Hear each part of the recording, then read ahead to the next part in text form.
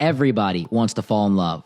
Love is such a beautiful thing, but love can be the biggest thing that ruins your life. And a lot of times when you look at people in prison, when you look at people that are going through very difficult times in their life, it's because of love. And it's not just because of love and the idea of it, it's because of misplaced love. And today I'm going to talk about why loving someone could be the biggest mistake that you ever made. Some of you might already be like, yeah, duh. But I want to talk about the dangers of overextending yourself in a relationship and how you can really avoid doing this. So if you guys don't know who I am, my name is Sumi. I'm a life coach. I'm a dating coach. I help a lot of people in different areas of life.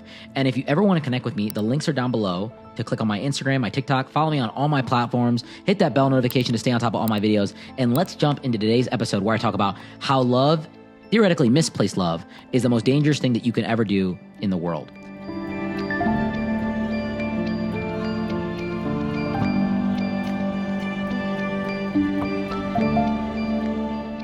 You know, I'm going to talk about men and women generalistically here. Now, obviously, it's different for what men and women can do, but let's talk about it in a very broad aspect. First and foremost, loving the wrong person can feel very good.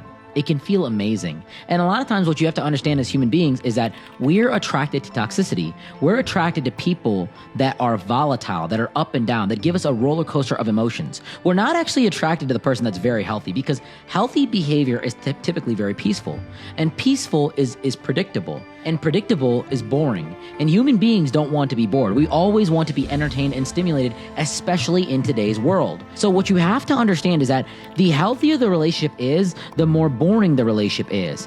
And the more toxic the relationship is, the more stimulating the relationship is, theoretically. The reason that people even get into toxic relationships, or that people are toxic, is because it's fun. Most people don't actually want to be healthy. And we always talk about having a balance, but even the balance is not good. Like, you want to balance between toxicity, bad, and good. Like, it doesn't make sense. You have to really redefine your standards as to what you want to date. You have to really look at yourself and say, do I want to really have legacy? Do I really want to have a healthy, stable, happy life? And I'm going to tell you, at first, it's going to be really boring. You date the boring person, you date the healthy person, you're not going to see a massive amount of fun in your life. But I'm going to tell you something as well. When you build with a healthy person for years and years and years and years, life becomes easy. You start living in a nicer place because you have less problems. You start saving more money because you don't make bad financial decisions. So that turns into you living in a nicer place, having a nicer car, doing better things, enjoying yourself more. It becomes a lot better.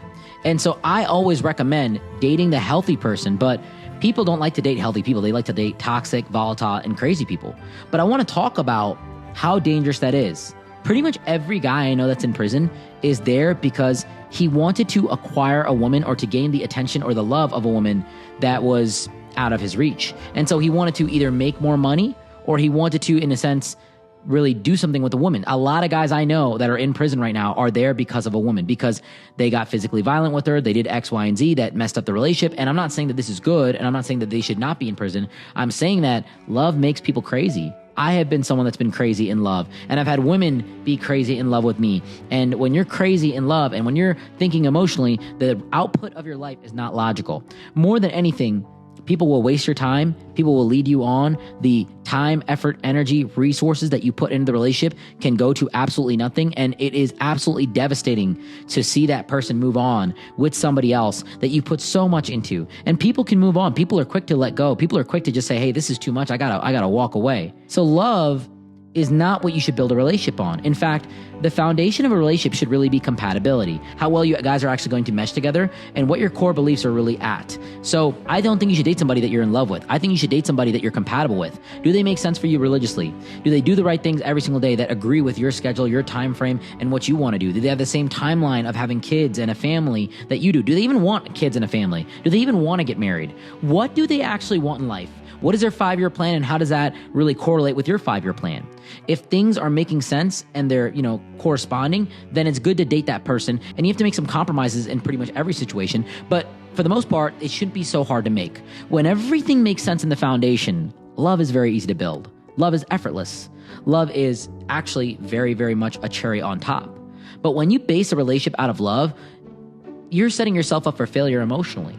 because not everybody you love is good for you. And not everything that is good for you is something that you're going to love. So you have to understand that loving someone, while it feels amazing, could be the most dangerous and devastating thing that you do. I really want you to ask yourself this one question that will probably save you years of dating and energy and time and money and all the above. If you had an 18-year-old son or daughter, depending on the situation you're in, that you love very much, would you want them to date the person that you're actually dating? Would you want them to date the person that you're talking about or you're talking with? So if I had an 18-year-old son, would I want him to date a girl that I'm talking to? I have to ask myself that question in the good and bad. And if there's even a slight hesitation, step away. Because you're leading a bad example for your son. You're not necessarily staying true to your word, and you know deep down in your heart of hearts that this person is not healthy and you're engaging in very negative behavior. The most boring people in the world are typically the best for you. And the most healthy relationships are typically the ones that you can predict, that are peaceful. And as a direct result of that, you don't want someone that's volatile, that's extremely emotional. And I know it sounds bad that this is what life is all about. Life should be about fun and enjoying, but driving a nice car every day, living in a beautiful place every day, having these amazing experiences with people is really what's going to make you happy. Your partner should be boring, but the things that you do with your partner should be fun. The places you go with your partner should be fun. And the things that you have in life should be fun. You need to find fulfillment in yourself, and you need to be happy in your own life before you try to draw your happiness, your stimulation, and your entire life off of somebody else being there.